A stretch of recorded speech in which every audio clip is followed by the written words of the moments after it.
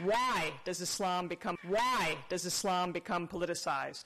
Here's how things are going to work. We've got 3 speakers and a discussant. We've also got a gorgeous day and important issues to discuss. So each of our speakers will speak for roughly 20 minutes or so. The discussant will chime in, and then we'll turn the floor over to questions. Our first speaker is Andrew March. I'm not going to give long introductions because I think you've got the bios, and that will take up a lot of time.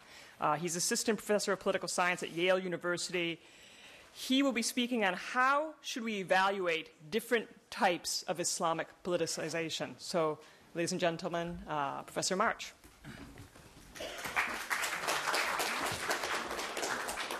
Thank you very much. I guess the best way to begin is by sort of emphasizing the fact that, I'm not going to be answering the question that's posed in the panel, but it's also to sort of demonstrate why am I not actually even going to answer that question, in addition to the fact that I don't have an answer, is that I'm coming at these sorts of questions from a different kind of perspective. I think most of the other panelists and most of the other participants are social scientists of some variety that seek to analyze or explain or interpret certain Islamic phenomena or certain social phenomena with the methodologies that we would use to examine any other sort of political phenomenon. So the main questions that arise out of social science are going to be interpretive, predictive, explanatory, and things like that. There you get sort of an appropriate, and I would say sort of an appropriate expectation or ambition that you have methodologies that are going to allow you to explain why certain phenomena occur, perhaps in ways that even the participants themselves are not aware of. Now, I don't have any pretensions to those kinds of methodologies or those kinds of explanations, so rather than sort of exaggerate the importance of my own methodology, I'd just sort of like to explain what that is, how a political philosopher or a moral philosopher or a political theorist looks at Islamic political thought, Islamic political mobilization, and how a political philosopher feels obliged to treat the public claims of Islamic political mobilization in ways which are obviously going to be different from social scientists. So obviously, the first observation is that political philosophy is concerned with the normative enterprise of arguing for how the world ought to be, arguing for first-order normative principles of justice, arguing for principles of rights, for giving first-order normative claims about the world that we obviously always do in our normal political lives.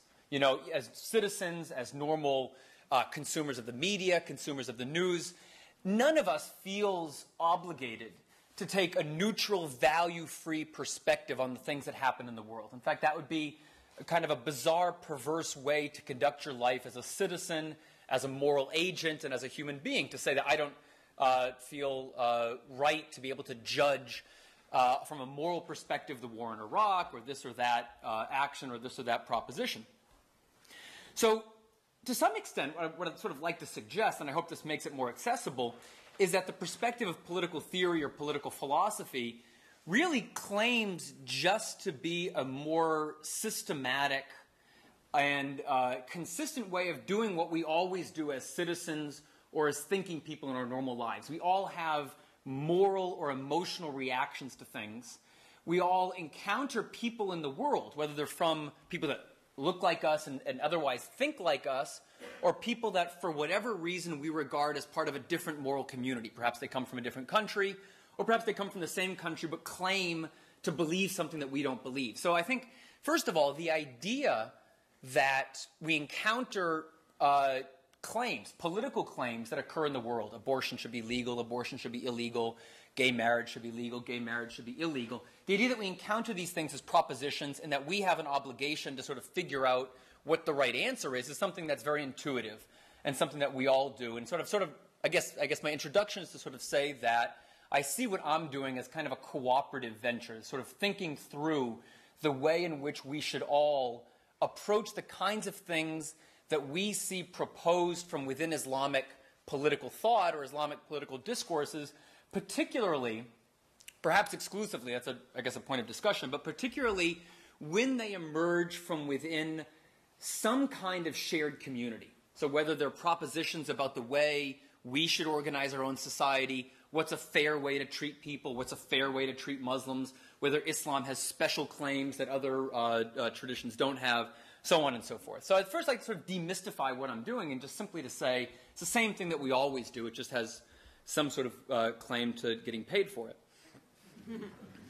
Now, so I think there's two ways in which we can obviously do this. The first way is a sort of a straightforward moral evaluation of certain Islamic aims. A certain Islamic religious or intellectual figure claims that X ought to be the case. It should be permissible to kill civilians. It should be impermissible to kill civilians. Danish cartoons about the Prophet should be prohibited. Danish cartoons about the Prophet should be allowed, but they should be monitored or something like that. So these are all claims. And of course, we're familiar with the debates about Islam and gender, Islam and human rights, Islam and justice, Islam and war, all these kinds of things. So of course, moral philosophy first encounters Islamic political thought in that way, as claims just like we make about what is permissible, what is just, what is good, what ought to be legal, what ought to be pursued, where we ought to devote resources, those kinds of things. And obviously, moral philosophers don't stop with their own traditions. They don't think that just because somebody is making a claim from a different religious tradition that we're not allowed to evaluate it, or we're not allowed to take it seriously, or we're not allowed to pass judgments on it. So that's one obvious way in which moral philosophy would encounter Islamic politicization. Is this morally permissible? How do we understand this morally? Is this a legitimate sort of form of grievance articulation? Are these social movements that are in response to legitimate grievances or injustices? And therefore, of course, that prescribes a different moral attitude. So on and so forth. Now, obviously, I think, there isn't really any point in my perspective in sort of saying, well, I think that human rights are good, or I think that these, gender norms should be upheld, or these sorts of things. So what I'd like to do is something different. What I'd like to claim that moral philosophy also says that we have an obligation. Well, not all moral philosophy, but certain schools of it would say that when we encounter these kinds of claims, just like when we encounter claims from our own fellow citizens, of course Muslims obviously very often being amongst them, or from Christian religions or Judaism or anything like that, we have an obligation to provide people with certain reasons, and we have an obligation to discuss with people why we think their reasons, their claims, their understandings of what makes a policy or a law or something like that justifiable is something which we disagree with. Now, this is where I think the serious divergence, if not outright disagreement, between moral philosophy and social science occurs. So let's take, it's sometimes best to work these things through examples. Let's take something very accessible, like the protests over the Danish cartoons. Let's limit it to Europe, and let's limit it to some of the more extreme cases where you had either acts of violence or threats of violence or even peaceful claims that these sorts of things ought to be prohibited in any decent society. Now, social science, of course, has lots to say about this. And various forms of social science, forms of of social theory that maybe hardcore social scientists like my other panelists wouldn't recognize as science. Now, you might have sociology, you might have political science, you might have things like cultural studies, you might have various genres of hermeneutics or interpretation or intellectual genealogy. Now, what I think unites these things with things like sociology or political science or anthropology is that they're all a search for some kind of explanation of why things happen, where they happen, when they happen. So you might have, for example, and this spans political ideologies and this spans methodologies, you might have a debate over why did the Rushdie novel become controversial for British Muslims when it did? Why did the British protest of the Rushdie novel become something which created such anxiety amongst non-Muslim Britons? Why did the Danish cartoon protests erupt the way they did? And you find people in social science use this as an opportunity to bring in all sorts of things, I think very interestingly, that they think are important. So, somebody who is, let's say, an international relations scholar or an anthropologist or a political scientist might be really interested in the transnational nature of political protest in a globalized world. So you have a Danish imam, has no recourse within Holland, runs off to Egypt and Lebanon, shows these cartoons, generates protests within the Muslim world. This then bounces back to Europe and so forth. So somebody might be very interested in the transnational, globalized nature of political protest, of symbol manipulation, of the generation of certain grievances that might not be actually about the nature of the moral disagreement in question, whether or not cartoons which are scandalous about the Prophet Muhammad should be legalized. So the explanation doesn't really focus on that per se. Or you might focus on some kind of psychoanalytic interpretation. Muslims that move from Middle Eastern countries or Muslim countries go to Europe, they experience all sorts of psychological stresses and shocks. The encounter with a new culture, Islamophobia, racism, the process by which their children become less Muslim, anxieties related to all these kinds of things. And you could say that in situations like these, when people are uprooted, when people have fundamental anxieties about the world, about modernity, about their children, about the environment in which they live, these things, kind of like in a Freudian way, get squeezed out into other areas. So you take some syndrome like the Muhammad cartoons, and these then become inflammatory. But again, the emphasis is not really on the first order analysis of the moral conflict. Again, whether or not Muhammad cartoons should be allowed. And then, of course, you might have some kind of political analysis that says, well, in European communities today, you have all sorts of competition within Muslim communities for religious authority, for political authority, for loyalty, and things like that. And just as terrorism against the West is a mobilization tactic, so are these kinds of protests. So you have certain organizations within Europe that are, let's say, broadly affiliated or loyal to the Muslim Brotherhood. Nothing stirs up passions like the Prophet. So you take an example like this, and you use this as a form of, again, political mobilization. It's part of, let's say, the larger strategy of claiming authority within a Muslim community that has no clear strains of legitimacy or strains of authority. So the Muslim Brotherhood, sometimes semi-classically educated people that think that they are following Islamic law, want to sort of claim their brand of Islam as that which European Muslim youth should follow. They're linked to Muslim organizations in the Middle East, and they have a political agenda, a long-term political agenda, which is somehow contrary, let's say, to integration within a liberal European framework. That would be another interpretation. Now, any of those, or perhaps even all of those, might be true, might be accurate, and they're certainly necessary methodologies for understanding, again, the basic sociological questions. Why things occur, when they occur, how ought we to understand these sorts of things, what we ought to associate with them, so on and so forth. Now, what I'd like to stress is that while these things are extremely important, they're not available to moral philosophers, or at least moral philosophers of a certain ilk.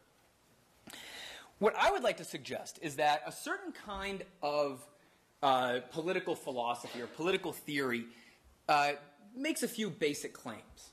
That in societies where there is a significant disagreement about questions of truth, questions of metaphysics, the sort of ideological or social or cultural glue which binds people together, that the appropriate response is some kind of public language of neutrality. That we ought to cultivate in conditions of social cooperation where we don't all agree about the deepest matters, a certain kind of language which is ideally accessible to everybody. So you don't tell somebody directly that the reason we can't ban Muhammad cartoons is because this is not an Islamic country, or because Islam is wrong, or because Christianity doesn't allow that, or because free-thinking people ought to be able to criticize anything. Those aren't the most, I think, powerful or central or legitimate arguments for that example of free speech. We sort of say things like, well, we have this presumption in favor of free speech, and we understand that other things matter too, like offense or recognition or religious dignity, but we don't think that these things can normally outweigh free speech except in very rare cases. So anyway, that's sort of an aside about what kind of political philosophy we're dealing with. On the same, but because we recognize that we have this obligation of restraint, that we're not supposed to be always arguing with people in order to resolve public disagreements about what is true, what's the best way to live, who's right, who's wrong, what's really going on in the world, but rather we're supposed to be arguing about what the most reasonable way of organizing cooperation is, that there's certain kinds of arguments for us which are not accessible to people that are seeking to engage fellow citizens, whether they're Muslims or not, in terms of resolving these debates. So rather, the question becomes this. We assume that, even though we don't necessarily assume that it's the full story, that we assume that in societies that are diverse, that there are going to be periodic contestations on moral issues, what we call sometimes in America the culture wars or things like that, that are generated not by class conflict, not by a clear case of injustice, or not by a clear case of discrimination, but are generated simply by the fact that people have different background moral conceptions about how things ought to be and what counts as a moral argument for determining something. So, of course, the prime cases in our own country are abortion, gay marriage, school prayer, things like that. Now, just like when we deal with these kinds of things, in our own minds and in social science, we have all sorts of explanations about when the Christian right becomes mobilized, what the Christian right is actually about. I think it's safe in Vermont to use these kinds of terms. Are they sincere? Do they really have these aims? Do people really understand it in these kinds of religious terms? Or are they proxies for other kinds of identity mobilization or resentment against elites and these kinds of things? All of those, of course, legitimate claims. However, in the framework of first-order moral argumentation between citizens, we don't really think that we can say that to a person who opposes abortion. You don't really oppose abortion on religious grounds. You're just angry because, well, this has unleashed feminism, which makes you uncomfortable about your own kind of, family background and things like that. So I don't really think that we can respect somebody and at the same time, in public, be presenting these kinds of arguments.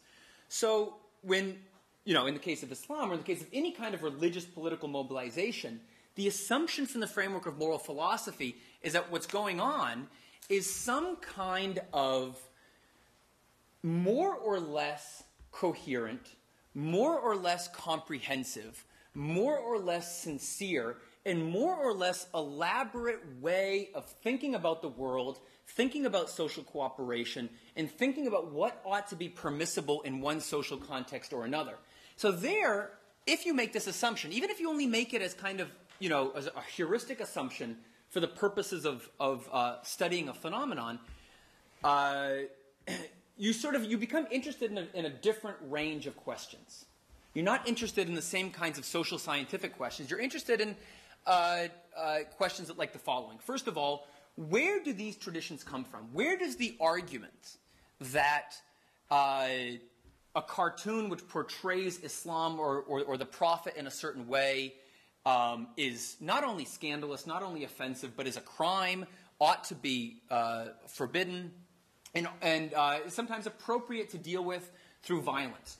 Where does the claim arise that the Bible ought to be a foundation for public morality, and the Bible clearly requires school prayer, or clearly requires a ban on abortion? So there's a first kind of semi-social scientific or semi-scholarly interest in tracing the origins of arguments, tracing the traditions in which things come to be believed by certain people as requirements of their faith or requirements of their broader moral or philosophical tradition. Now, the important thing here is I think this does, to some extent, overlap with the interests of social science.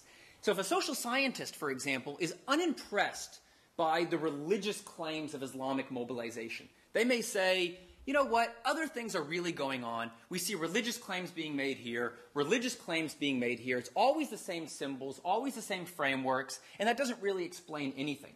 Well, I think here, the study of Islamic law, the study of Islamic intellectual history, the study of Islamic moral traditions as semi-autonomous bodies of thought, does have something to say to that tradition. First of all, it can help adjudicate the claim that certain things are new, certain things are old, certain things have a better claim to being core Islamic concerns, other things don't have such a good claim to being core Islamic concerns. So when something like social science weds itself to this kind of intellectual history or study of moral philosophy, it's one extra resource for sort of trying to figure out the question, is Islam itself a variable in this political phenomenon? Can you speak about religion as an autonomous variable, as an independent variable? Or are these sorts of things that people are making up on the spot for other sorts of reasons, but, the religious claim is itself not really what's interesting? Now, the more interesting thing, and I guess I want to close on this, and maybe it will create some questions later, is it also changes the way in which we are allowed to present arguments to other people. So if somebody presents an argument to you that, again, to use my same examples, that Muhammad cartoons ought to be forbidden. Why? Because I have this very elaborate explanation from within Islamic law, based on Islamic sources, based on a tradition of thought, but also based on a broader moral framework, that certain things are sacred. God has set limits to our liberty. That a political society can be tolerant, but it also has to privilege the sacred, privilege the religious in a way that a secular society does not. Now, can you really say to this person, that's really interesting. However, I happen to know for a fact that you are actually sublimating some other psychological anxiety derived from the encounter with modernity, and therefore you're not really concerned with Muhammad cartoons at all, so I don't really have to engage with you about whether they should be legal.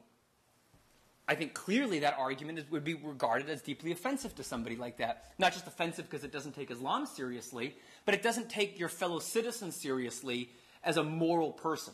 Another argument, you can't really present to somebody the argument that, you know what, you're really, and I would say justifiably, furious about Western foreign policy. The war in Iraq, support for Israel, support for Arab dictatorships. This has created this awful conflict between us. For the record, I happen to agree with you. I happen to think that the West is culpable in all of these things. And that's why somehow we ought to form some kind of coalition against, neoliberalism or Western hegemony.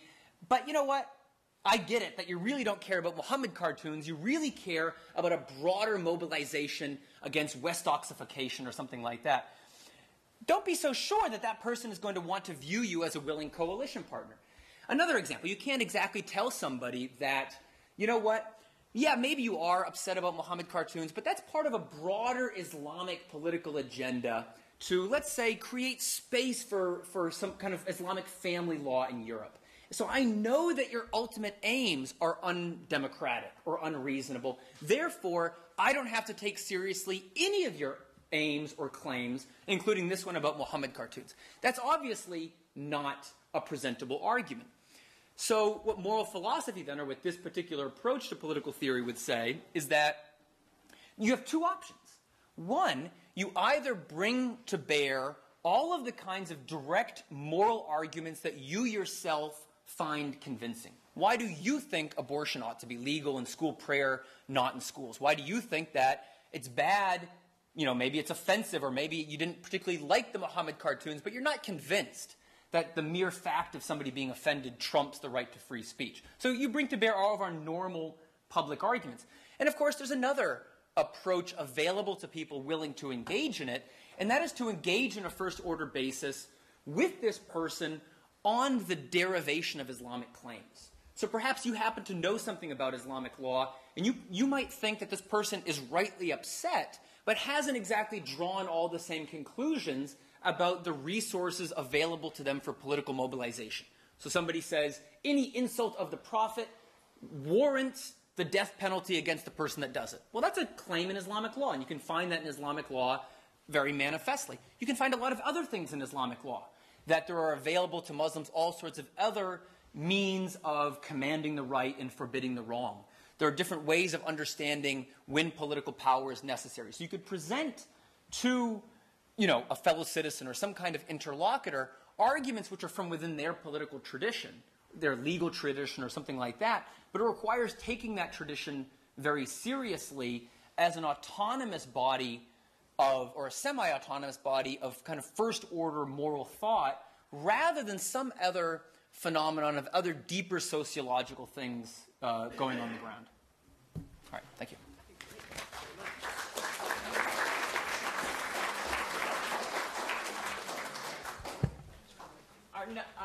Our next speaker is James Piscatori from Oxford, who will speak on the topic of assessing Muslim politics as symbolic politics.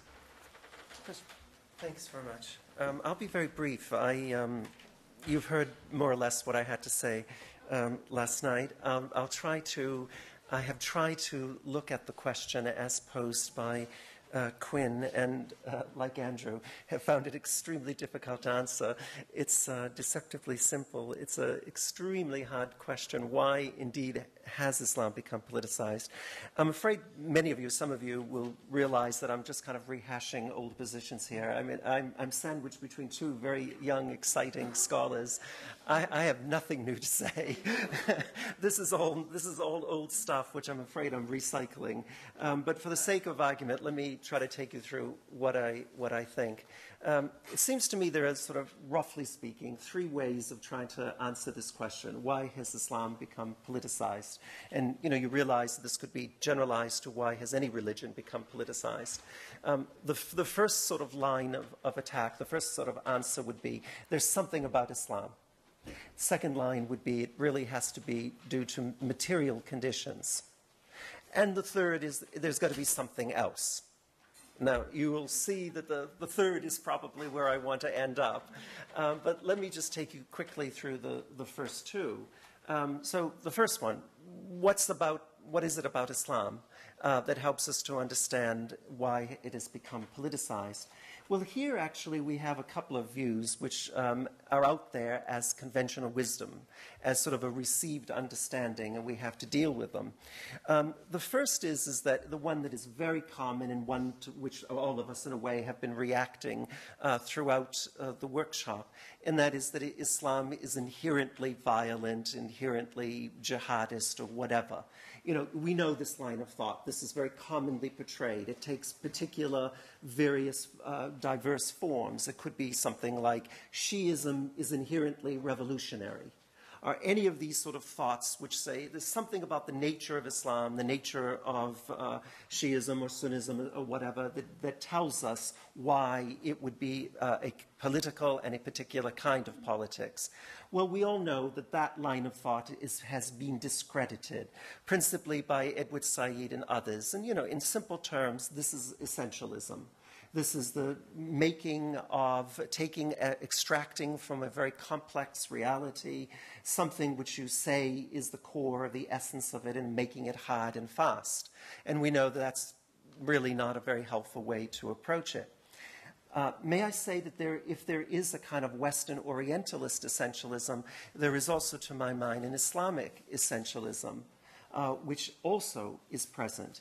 And the Islamic essentialism would argue this. It would say it's a very simple reason why Islam is political, because it is political. Because there is no separation between religion and politics.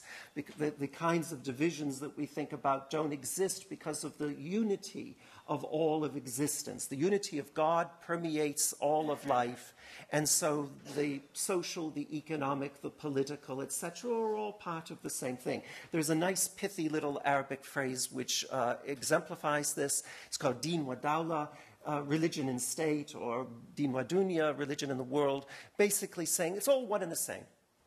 So the argument is often therefore predicated that the distinction that we have in Western political thought about the granting unto God that which is God's and to Caesar that which is Caesar's makes no sense in the Islamic world, since it's all one and the same. So that is an argument. That's a way to begin answering the question. I think and I think many of you would agree, that is an essentialism of an Islamic kind. That is, again, asserting what taking a very complex reality and I think simplifying it. And here, just to fill up that point just slightly more, there is a considerable amount of debate as to why that isn't the case.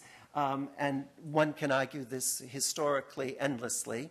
I would just simply make a very simple point that the division, a functional division between religion and politics set in pretty early in the Islamic centuries. And it may have set in very soon after the Prophet Muhammad died, when the community was faced with the problem of how to govern itself.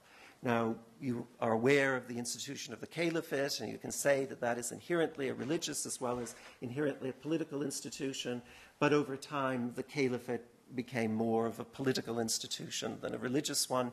And so I would argue that that sort of unity of religion, the indistinguishability of religion and politics really didn't exist, and that in fact they became distinguished in time.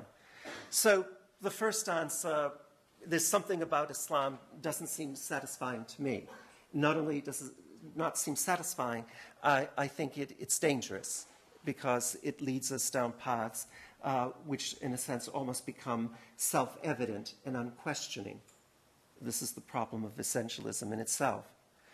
So we have to look to a second line of argument, and that is one that we're very comfortable with, and that is the materialist explanation. Islam becomes politicized because conditions are bad, or because conditions are ripe for it to be so. And those conditions are the obvious ones. It may be discontents of a variety of kind.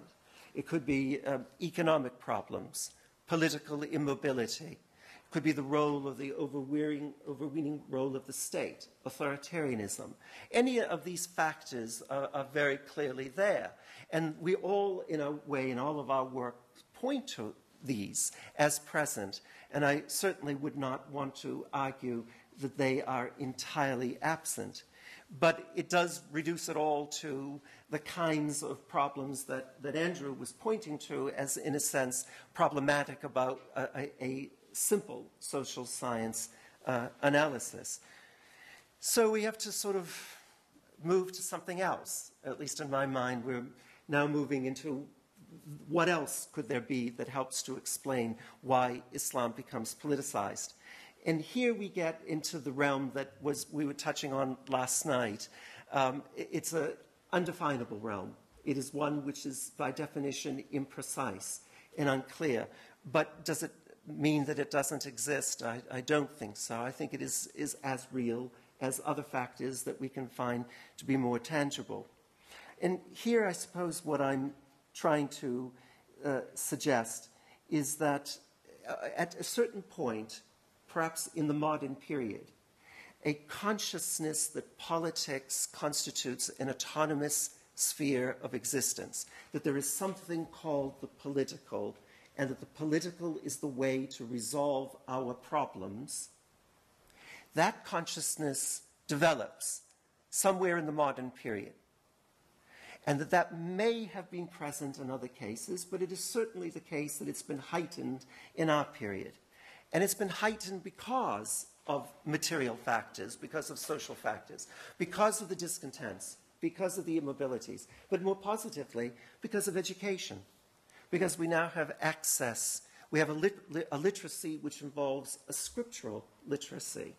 You know, we now can not only access texts, and this is done throughout the Muslim world, but we can comment about them. We can read it and interpret these sacred texts just as much as those who held the knowledge close to themselves, the class of interpreters, the ulama. And that consciousness develops into a kind of, I suppose to use a fancy word, objectification, that Islam becomes an object. It becomes something which is not just an overwhelming sense that life ought to be lived according to certain precepts, but that those precepts can be specified. It's almost catechismal. You know, what is Islam? Islam is ABC, rather than Islam is just simply a way of life. So a consciousness sets in the modern period, which makes Islam, in that sense, a more concrete phenomenon. And yet, even so, it still doesn't answer the question as to why it then becomes inherently political. And here I think we just have to reach for something deeper, and this is an unsatisfactory avenue of exploration. I don't have a clear answer for you. I think it's difficult to be precise about it, but there's something out there which needs to be thought about. So if what I was talking about before were mainly structural factors, economic, political, social, etc., I suppose to simplify it, what I'm talking about now is cultural. And what I'd like to suggest is that these are important. And everybody can take a shot at defining culture as they can take a shot at defining politics. I just mean it in a very general sense, which is that it's kind of a conceptual matrix. It's a structure of meaning. It sort of tells us what we see, which gives us a sense of what that means. That's culture. And if I can just sort of give you this sort of a formula, which you may well disagree with, and would be interested to hear my colleagues on this, that politics begins with conceptual structures through which we process information about the world and give meaning to it. So politics really begins because we're filtering all around us through some sort of conceptual matrix, through some sort of structure of meaning. That's culture. All right, to my mind, therefore, it's important when we're trying to figure out why Islam becomes political to look at these sort of things. Now, you can call that culture. You can call it narratives. You can call it stories. You can call it a variety of things. Whatever you want to call it, there's something about what we tell ourselves about who we are that is important. And the stories we do tell ourselves, that sort of matrix, if you will, I think it conditions our identity. I think that's one thing that it does. And it mobilizes people. It helps to move them to action. And at the end of the day, I suppose what I'm saying here is that if you sort of think of power as coercive, I'd like to think of it as mainly persuasive. Of course, it involves persuasion as well. And what I'm really speaking about, I suppose, is more the persuasive side of it. How do we persuade people to do things? How do we persuade them that Islam is telling them to do this or that? Well, in a way, we do it through these stories, or using a different word, symbols. We point to certain basic ideas and we say, that has resonance, that is guiding us in our social action. And I think that comes together in a way which suggests there's the something else part of the argument. Now, the ability to do that, the ability to affect a change, in a sense, depends. And it depends on several factors. And here we have to go back again to, I suppose, the more structural. What does it go back to? It goes back to what anthropologists would call strains, problems, discontents. The world is a mess, economic conditions, political immobility, etc. So the ability to, in effect, use those symbols is conditioned by the strains, etc. Secondly, it's affected by the qualities of the leaders. Do we believe them? Do they have charisma? Do they have legitimacy? And I think those factors enter in. Third, it's the content of the message. If it's so counterintuitive, it probably has a very reduced value to it. But if it seems to fit in with overwhelming common sense, then sure, the message has a high content, as it were. And then finally, the means of communication. And here, we all know this. We're in the era where this is the important stuff, whereby it's easy to get the messages across, and in getting those messages across, you can start now, in effect, affecting the way people act and believe. So, you know, I was asked the question before by someone who was at the talk last night who asked about the Sunni-Shi'i divide. And I don't want to kind of constantly belabor this point. But I think it is interesting to try to just think of this as an example of the politicization here. We have ourselves sort of had a discussion about this. And the situation, as I tried to suggest last night, is complicated. On the one hand, there is an accentuation of these differences. On the other hand, Muslims are repeatedly saying that they belong to something bigger, that they belong to some greater unity. So how do we come out on this? I think it's the case that there are a large number of Muslim thinkers and writers who are attempting to come to terms with this and who are trying to figure out, as it were, the rules of engagement. How much difference is acceptable within the unity of the faith? Now, there's no simple answer to that. There is no simple answer to that. And you can call on various symbols that are highly charged that would suggest that the Sunnis are evil if you are Shia, or alternatively, the other, if you're on the other side. And that sort of manipulation of the symbols is something which is an obvious fact of politics. And I think it's occurring.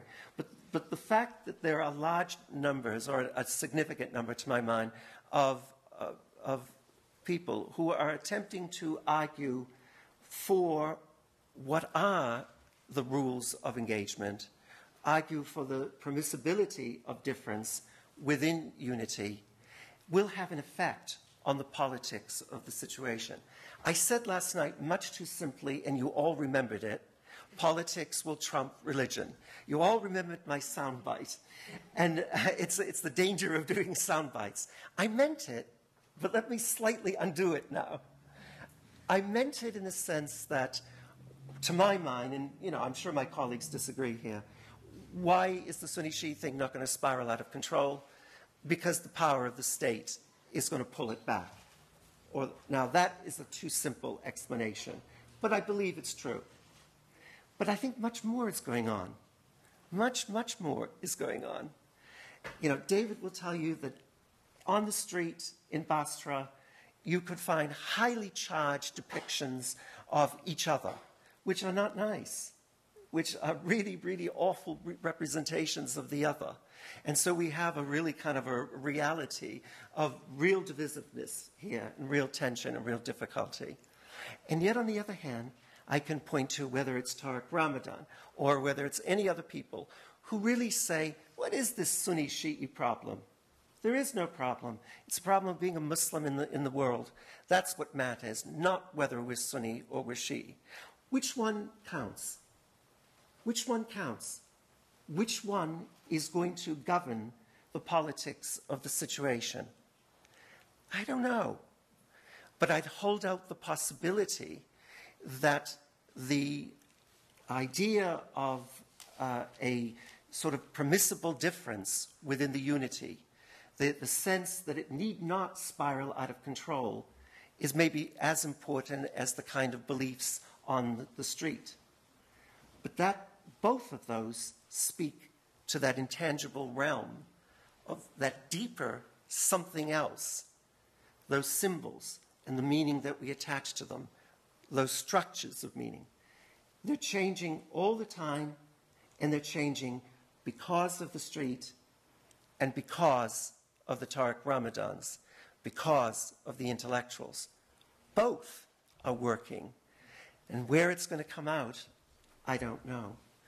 I'd say, just in concluding, that I like a nice phrase of the anthropologist Clifford Geertz, who said, what we need in the study of politics is a less breathless view of politics and a less aesthetic view of culture.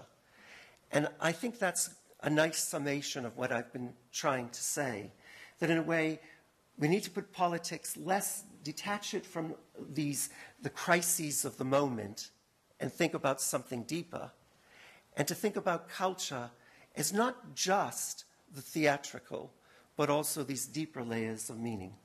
Thank you.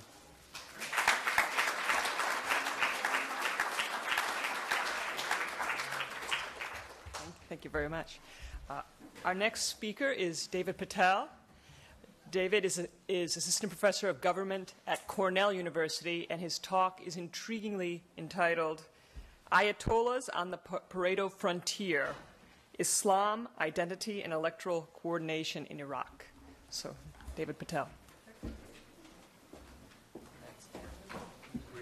I'm just going to wander around. I'd like to thank the Center and the other sponsors of the Clifford Symposium for inviting me, and for Professor Quinn Meekum. This has been a fantastic opportunity.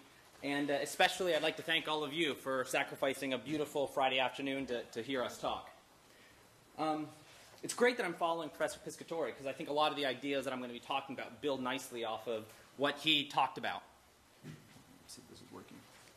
It's not.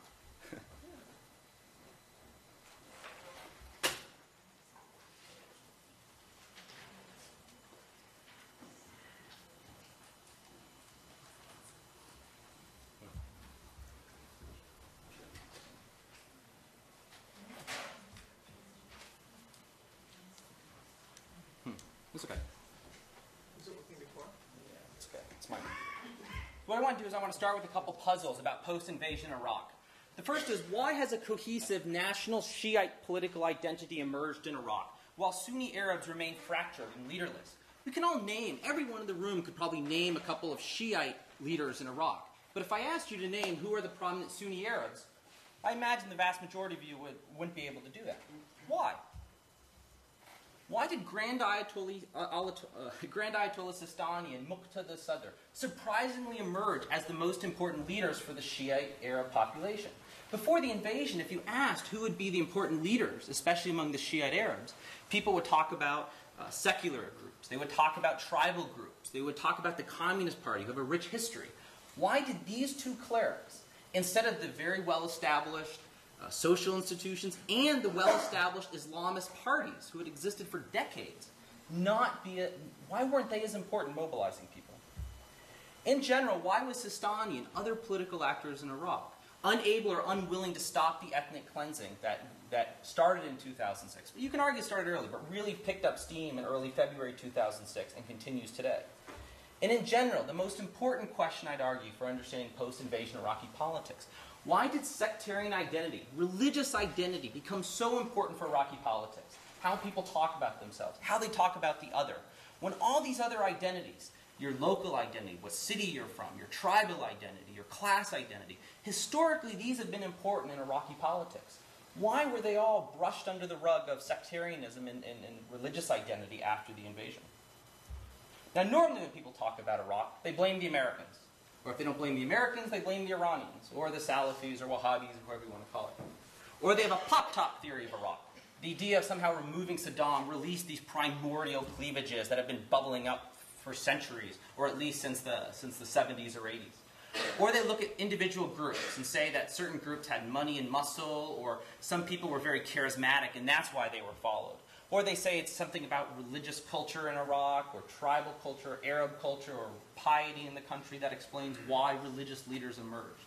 I'm going to give you a very different explanation of Iraqi politics and why it looks the way it does. Oh, this works.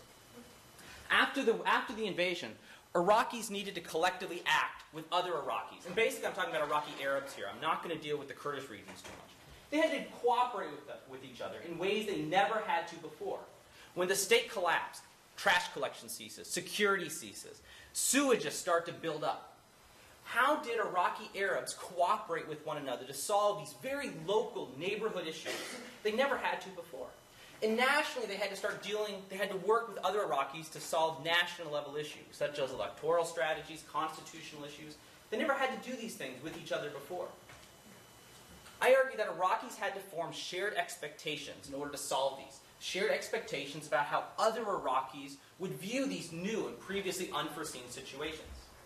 This requires coordination. And that requires something that game theorists would call common knowledge. And common knowledge, I'll talk a little bit more about in a second, is knowledge of other people's knowledge. It's knowing what other people know. And this is very difficult to acquire in post-invasion Iraqi politics because of the nature of Saddam's regime, because he crushed all the other sources that might generate common knowledge, civil society, other organizations, parties. And my central argument is that Muslim religious leaders, and Friday mosque preachers in particular, had an ability to generate common knowledge in a very natural way for Iraqis, locally, and then for some groups, Shiites, I'm going to argue, nationally. Friday mosque sermons generated common knowledge within individual mosque catchment areas. And this occurred both in Sunni and Shiite areas. So intra-congregational collective action emerged. Social order emerged right around the catchment areas of individual Friday mosques as these preachers told people how to solve things, how to pick up trash, how to provide order, how to deal with looters. And this is why social order in Iraq is still very fragmented. It's not just different from city to city, but neighborhood to neighborhood. And I'd argue mosque catchment area to mosque catchment area. Shiite ayatollahs, though, could coordinate messages across widely dispersed mosques because of the very hierarchical nature of the Shiite clergy. So a Shiite sitting in a Friday mosque in Basra could know what Shiites sitting in Friday mosques on the other side of the country were hearing. And it allowed an imagined community, if you want to use that phrase, to emerge among Shiites. Sunni Arabs, because of the nature of the Sunni clergy, and I'll explain that in a little bit more detail in a second, didn't have that ability to generate inter-congregational common knowledge. So all this builds off an approach to political authority. And we've heard a lot about authority. And when do messages from different authorities matter? So this is largely, say, a microeconomic framework, Abner-Greif sort of framework. And let me go in a little bit more detail. When somebody issues a rule for a new situation, when do individuals comply? And when is it in their self-interest to comply? Three things, I argue, have to happen. First, the announcer has to have the organizational capability to disseminate that rule in a way that renders it common knowledge. So right now, every word I'm saying, hopefully, is common knowledge in the room. Everybody in the room knows that everybody else in the room is hearing what I'm saying, unless you're sleeping. Two, a sufficient number of people must believe that others will follow the announcement. And this is the tricky thing. I don't have a good explanation for this. I'm going to explain why it happened, I think, in Iraq. But I think in general, social science doesn't have a good explanation for this. So getting common knowledge isn't enough. It's necessary, but it's not sufficient. There also has to be a belief that other people will act on that message. So if I tell everyone to stand up and do jumping jacks, you all hear that message. You all know everyone else heard it, but no one's going to act on it. You may want to act on it if you know that everyone else is. You don't want to be the only person not doing jumping jacks. Actually, your best situation might be 70% of the people doing jumping jacks and 30% not, so you can stay with the 30%. But anyways, so you have to know that a sufficient number of other people are hearing that message and will act on it. And that's very difficult. Lots of Muslims in the world are hearing messages and knowing that others are hearing them. The question is, under what conditions will that be important for their own behavior? They have to know that other people will act on it, and then that message has to specify behavior that, given a belief that others hear it and will act on it, is then in your best interest to act on it. So let me turn to Iraq now. What I'm going to present to you is largely from data from 7 months of field work in Iraq in late 2003 to 2004, a lot of interviews, some GIS data. I'm going to basically stay at the national level and really focus on electoral data to show you the implications of coordination across various communities in Iraq. So Iraqi society after Saddam Hussein. We all know how Saddam ran the country. Very authoritarian regime, heavy reliance on in secret police, informants, and civil society after Saddam was extremely weak. There's very few pre-existing organizations that weren't swallowed up by the Ba'ath regime or destroyed. And the social networks that exist in Iraq are very limited. So it feels like every other Arab society at first, where people are in each other's business. They're gossiping. But these networks are very shallow. People only know what a couple of other people close to them think about issues. It was very dangerous to gossip and criticize what was happening out in society. So there's very few ways in Iraqi society to develop common knowledge. And this might be changing over time. It's probably characteristic of any authoritarian regime after you coming out of authoritarianism. And yes, there's a shared history in Iraq. So Iraqis might know that other Iraqis know about the 1843 sack of Karbala or the 1920 revolution and things that happened under the monarchy.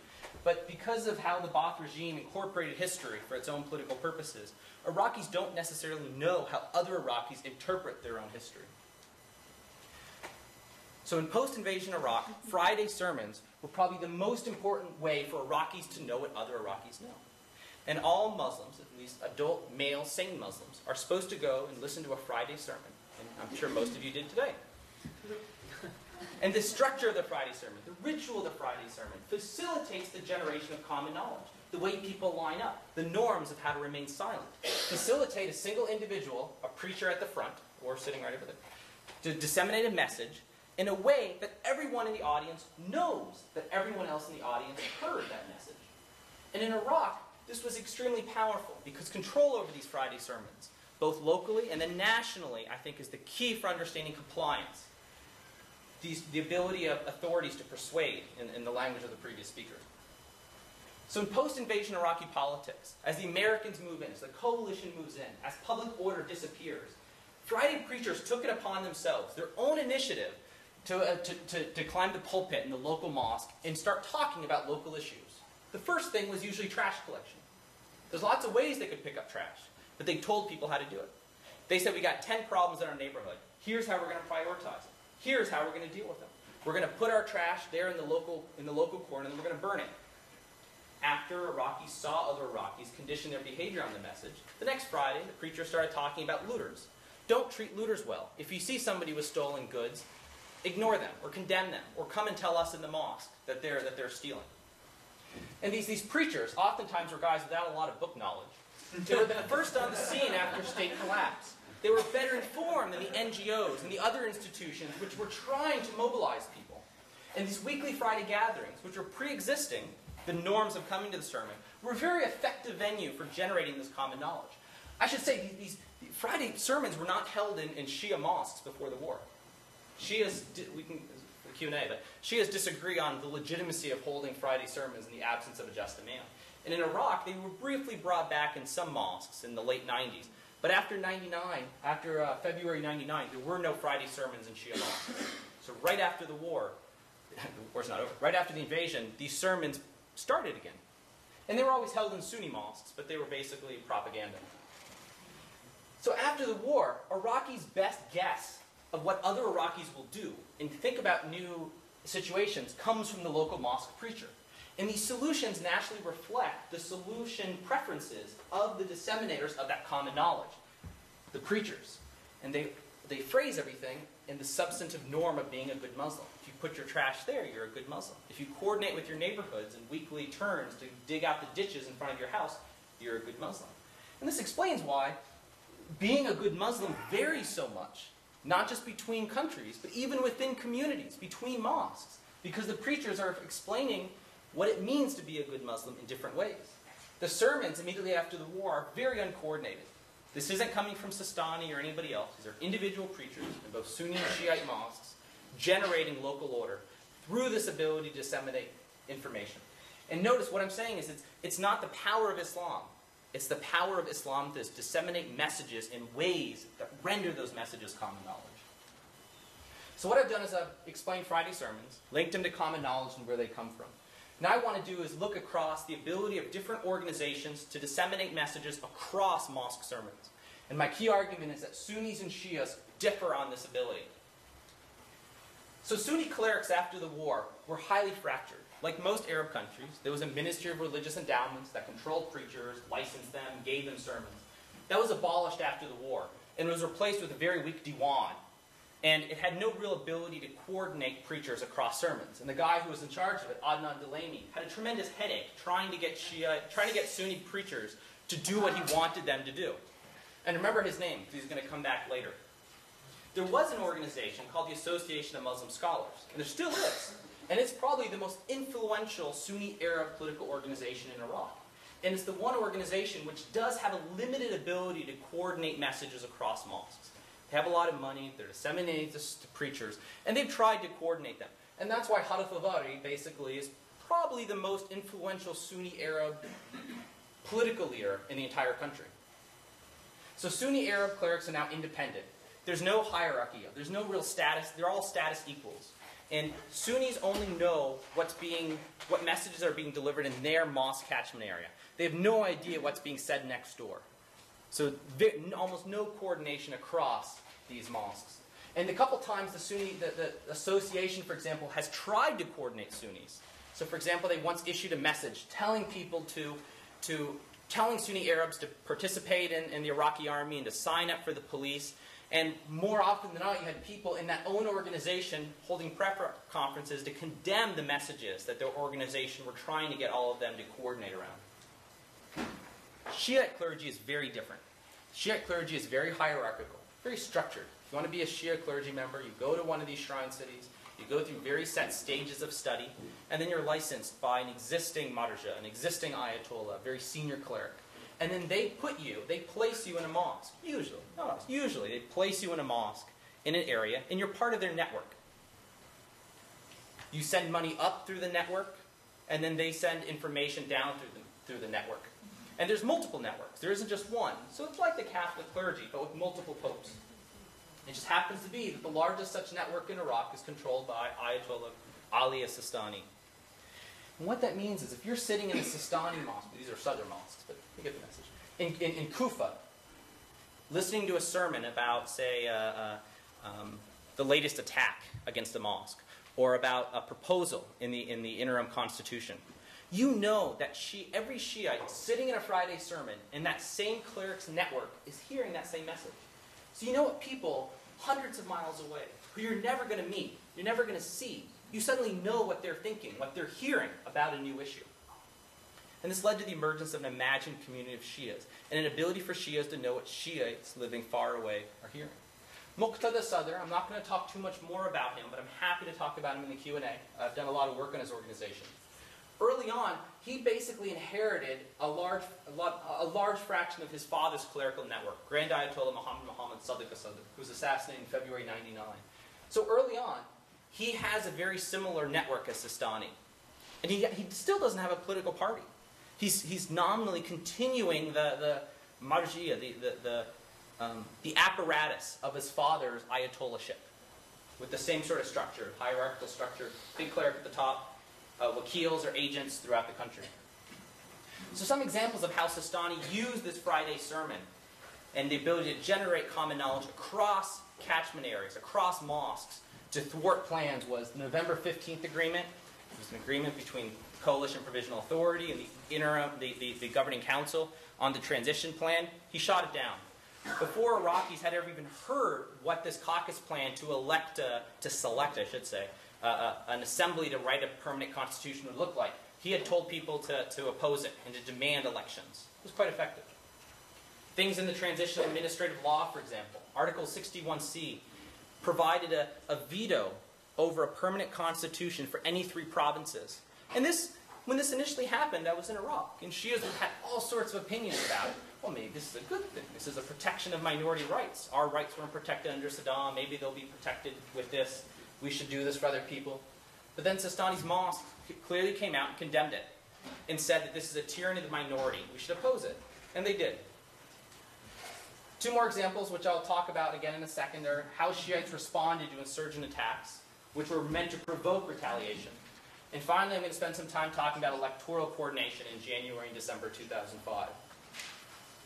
So in January and December 2005, Iraqis had to elect, in January they had to elect 2 different bodies, a transitional national assembly, which would write a permanent constitution, and then a governing council for each government. And the TNA had, say, 275 seats. Governing councils had 41 in each government, except 51 in Baghdad.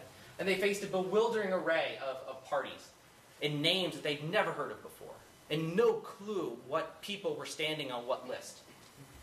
What Sistani did is Sistani's network came out and endorsed one list for the Transitional National Assembly, but not for the governing councils.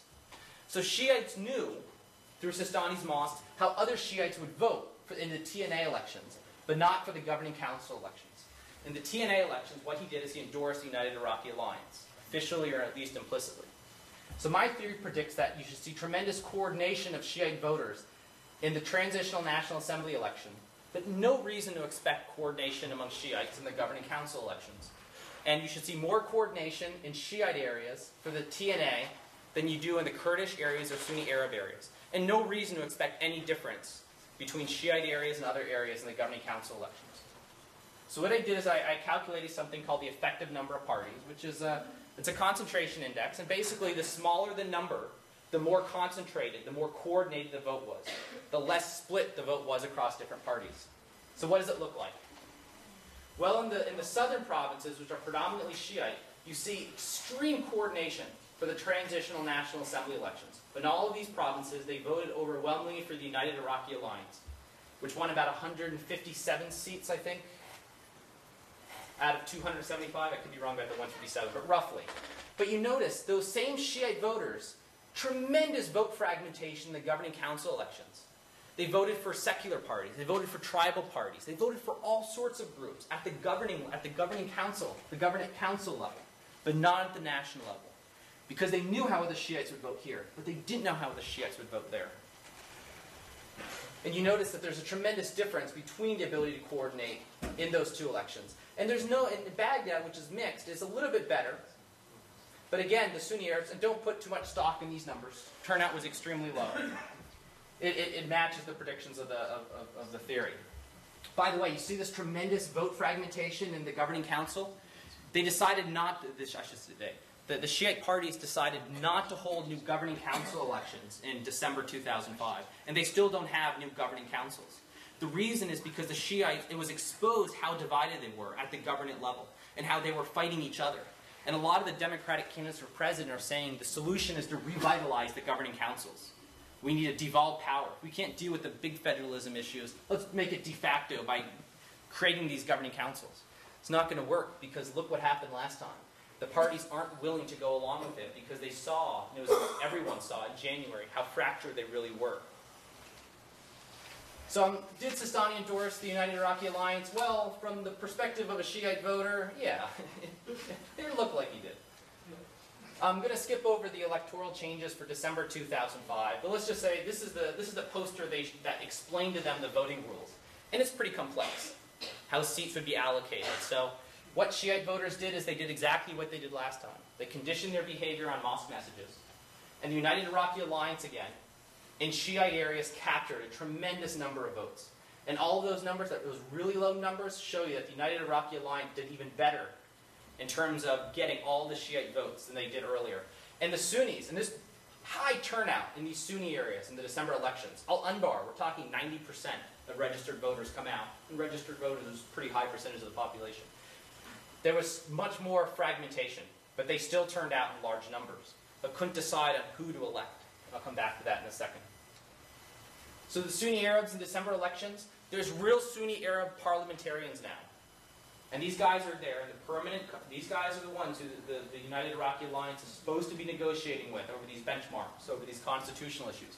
They're fractured among themselves. There is no coherent Sunni bloc. There's the National Accord Front, which are a mix of different Islamist groups, led by Adnan Delaimi. Remember this guy? The 80-year-old cleric who was trying to coordinate people?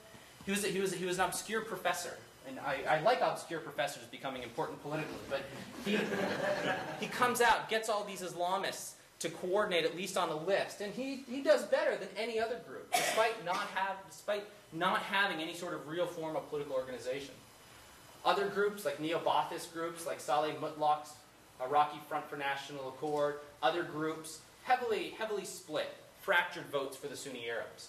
And the Association of Muslim Scholars, Hadith al-Dardi's group, remains outside of the election. So the Sunnis are participating now in the process, but they can't coordinate. There's still no coherent leadership.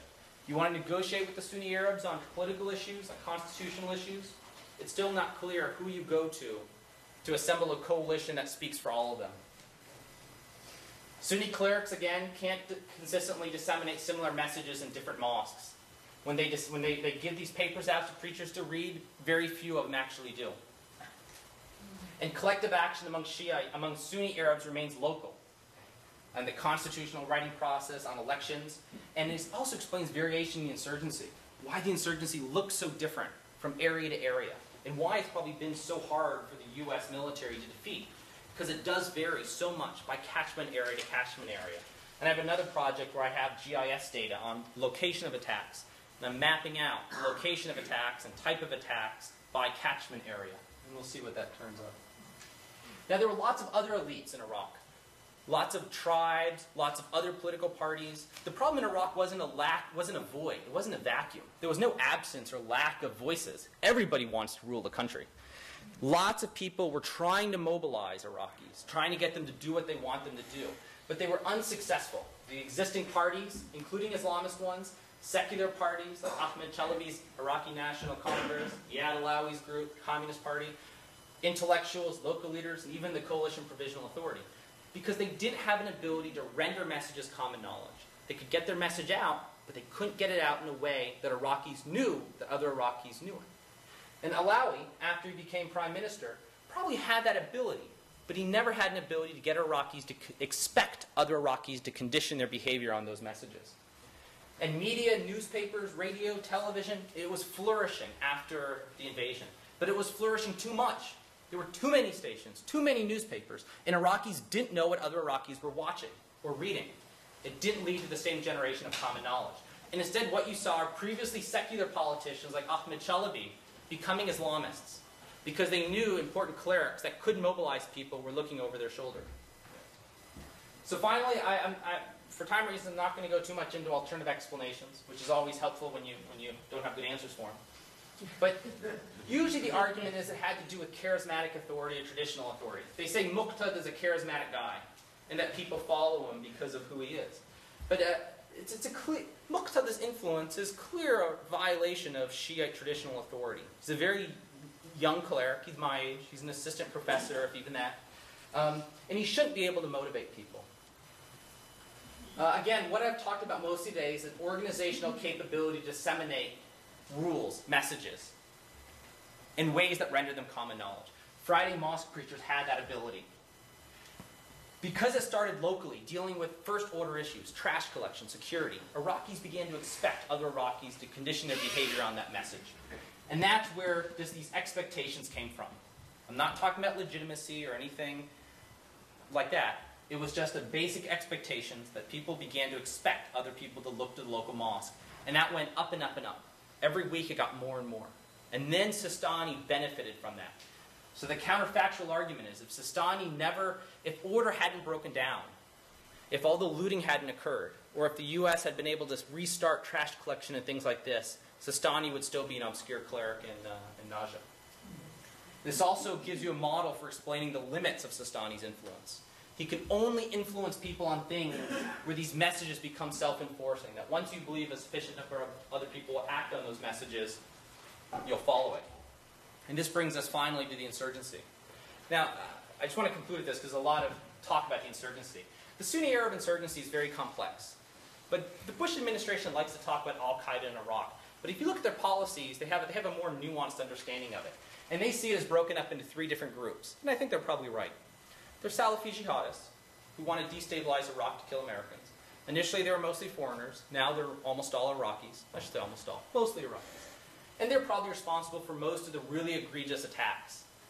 The suicide car bombs, the attacks on markets and mosques. The second group are the Baathists, who want to destabilize Iraq to launch Qum, come back to power. And the third group are what the military used to refer to as POIs, pissed off Iraqis. And the POIs are the largest group of the insurgents. And they're very diverse. A lot of them are nationalists, Iraqi nationalists, who feel their country's being occupied. I'm from rural North Carolina. We'd be pissed off Americans, and we'd resist occupation just like they are. A lot of them are tribesmen who felt like their sheikh was slighted. They're young specialists in violence who lost their jobs and don't think they're going to have a future in a Shiite-dominated government. So they're a diverse group. U.S. counterinsurgent strategy from the get-go was basically to buy off enough of POIs, buy off enough of them, to give good counterinsurgent information about where the Salafi jihadists and the Baathists are. And initially, they were trying to get Sunni Arabs on board with the political process, give them seats in parliament. They did that in December again. And then to go back and buy themselves a constituency among the POIs. That didn't work. So in the past couple months, they're trying to buy off tribes. They're buying off tribes in Al-Anbar. I'm sure a lot of you heard about Abdus Sattar Rashawi. This is why they think the strategy is going to work.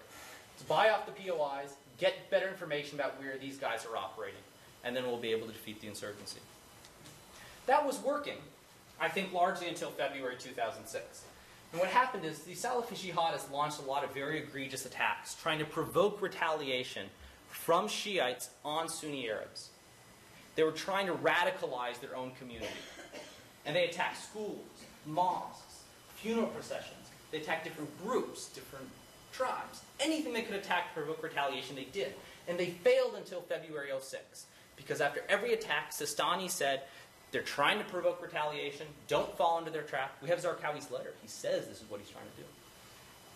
Don't retaliate. Sistani would have all of his preachers disseminate the same messages across mosques, and people wouldn't retaliate.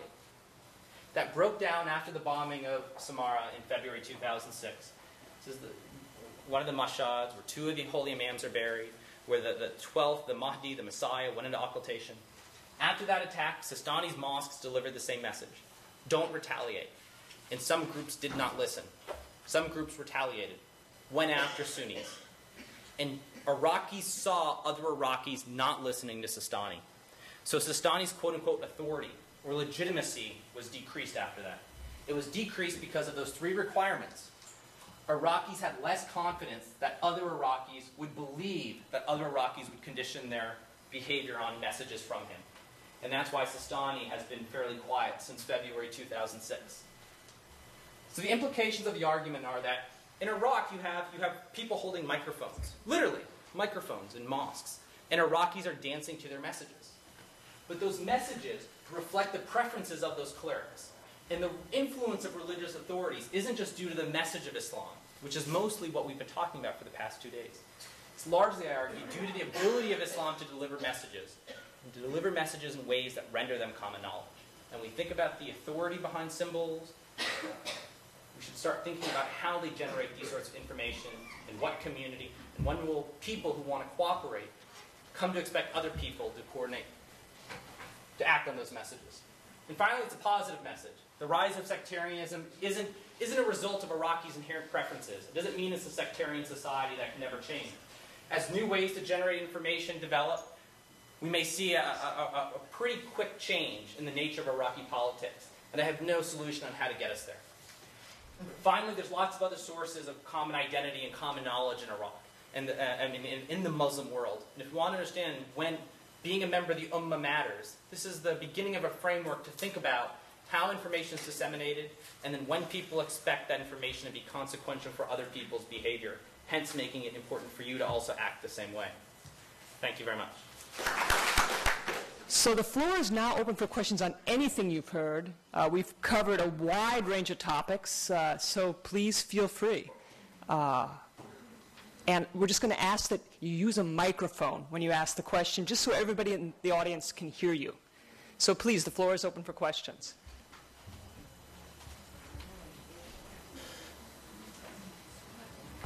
Yes. All right. Thank you.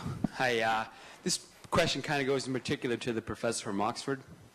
All right. My question is this. I'm kind of curious because you brought up a good point in that, you know, Islam and politics are kind of one and the same. But I was kind of hesitant to accept that. And I'm wondering kind of what level of Islam that holds true for. Like, does that hold true to the preachers or to the... I'm kind of curious about that. So if you could just elaborate on that, that'd be great. Thank you. Can you all hear me?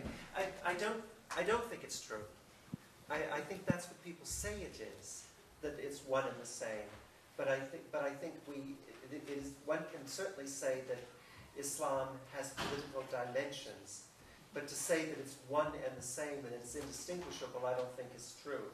And I think that by the time we get to the sort of period we're in, people are aware of the fact that politics constitutes a separate sphere of activity. And that sphere of activity, you know, this is a way to redress your problems, whether that's elections or whether that's violence or whatever. So, you know, that's politics. And politics can be guided by religious symbols or ideas or imperatives or whatever. But in a sense, we've got a consciousness that it's a different sphere of activity. But they certainly do interact. I just want to say I thought that was brilliant. That was really very interesting stuff, and I think you really take that, in a sense, the point that we were trying to make about the importance of authority one step further by talking about that ability to sort of get the message across. And that's nice because it brings up the institutional side of it as well. And I thought it was the material that you gave. It was very very suggestive. Well, you're blurbing my book.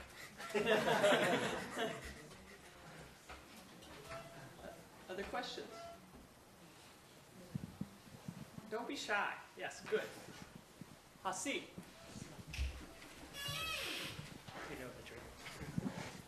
I have a question for Professor Patel. This whole idea of people listening to the preachers in the mosque and everything assumes that there is a fair amount of participation in the Friday prayers and a certain amount of, in a way, religious activity going on within the society. Now, I would love to hear from you what data you have on that. And for example, one argument would be that in a society like Iraq, say Baghdad in 2005, 2004, insecurity was so prevalent that people were reluctant to go outside their houses and participate in a communal activity that was constantly under attack if you would look at those factors. So if there is any data on that you could point at, and if that's one question. The other question is this whole people coming together. One of the Farid Zakaria makes an argument that if there is 70% unemployment in New York, you'll have the same level of instability that you have in Baghdad or in Basra or elsewhere. How do you explain that in light of this whole ideological factor that you attach to either the insurgency or the whole, in a way, the identity that's shaped during the electoral process or beyond that? Okay, excellent questions. Thank you for them.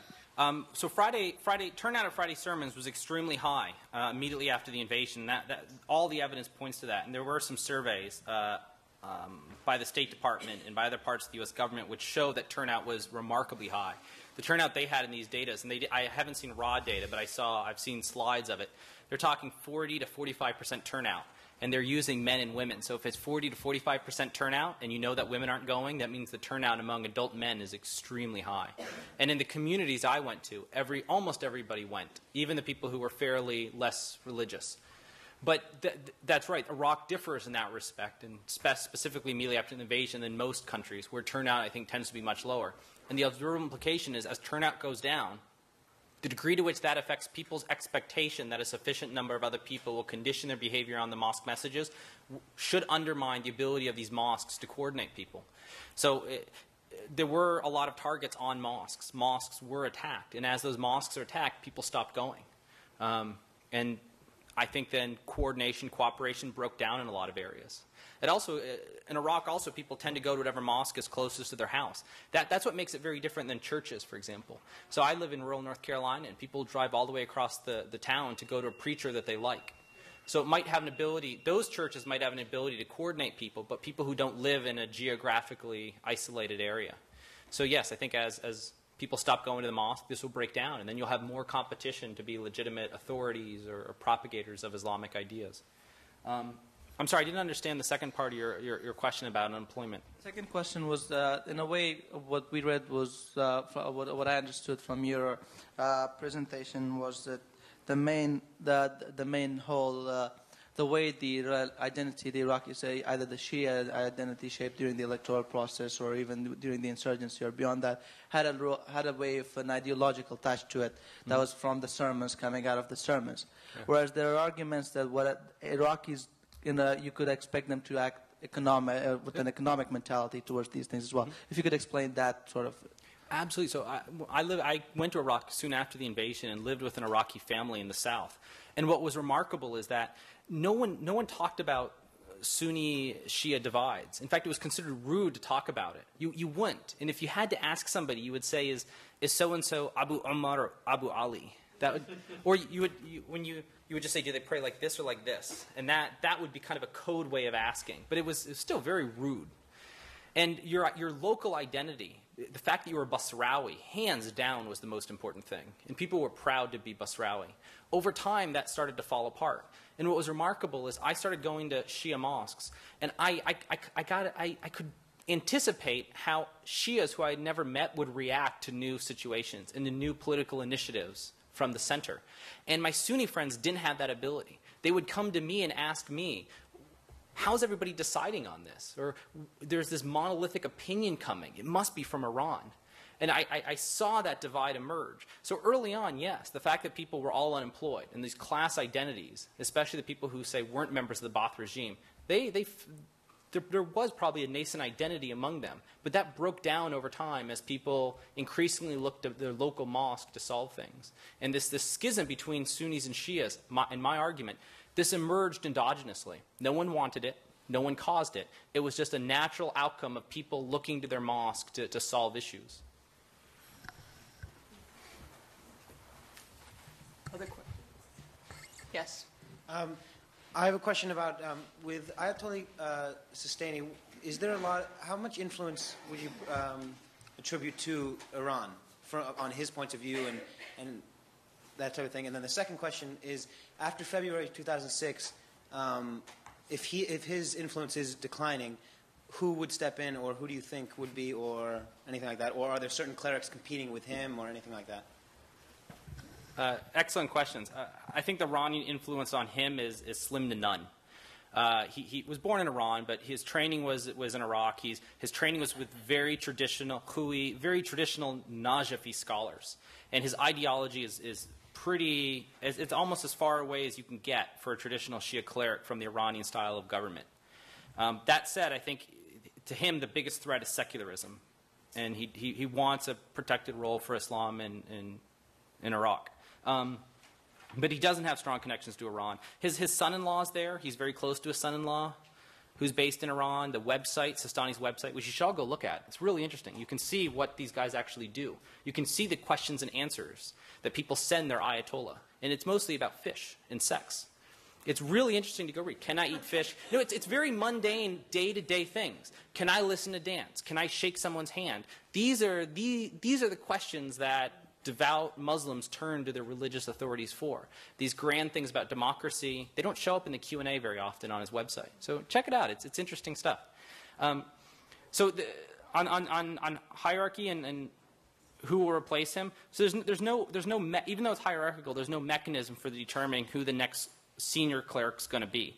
So once Sistani passes away, there's 3 other grand ayatollahs in Najaf. An authority will probably go through them. But then after they pass away, there's another generation of young, up-and-coming ayatollahs who are increasingly trying to be prominent and important. And it's very unclear right now among that group who is really going to stand out. The two most prominent members of that generation were killed in the past 3 years. And now it's very, very unclear who will be authority. Chances are it will probably be split. Right now, authority is heavily concentrated in Sistani. I can imagine a situation where there isn't a single Ayatollah or single grand Ayatollah who commands the following of most Shias in Iraq. It'll probably be splintered among a couple, 3 or 4 or 5. And people aren't talking much about him, but Ayatollah Muhammad Yaqoubi, he's a serious player. And he's around a lot, and within Iraq, he's making inroads into the Sadrists that people aren't picking up on very much.